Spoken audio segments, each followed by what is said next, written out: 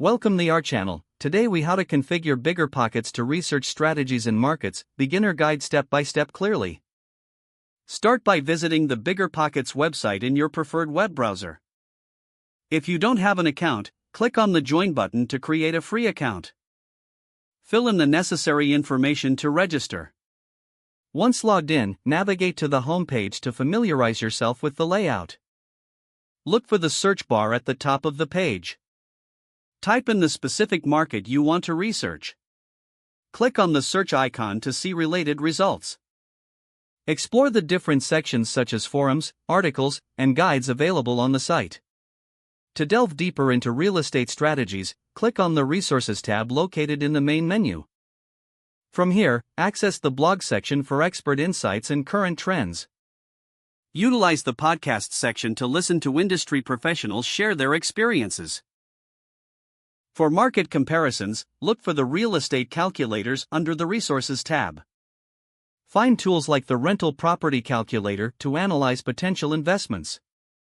To connect with other investors, join discussions in the forums. Search for specific topics related to strategies in markets that interest you. Engage with the community by asking questions or sharing your own experiences. Regularly check the events section for webinars and utilize the BiggerPockets mobile app for on-the-go access to resources.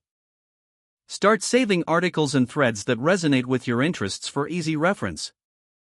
Take notes on strategies that seem promising and align with your goals. As you gather information, begin to create a proactive plan for your research. Schedule regular times to revisit BiggerPockets for new content and updates. Leverage the knowledge gained to make informed decisions in your real estate ventures. If the page does not load, refresh the browser or try again in a private or incognito window. Make sure you are using the correct email address, then retype it carefully to avoid small typos. If your password is not accepted, use the reset option and create a new strong password you can remember.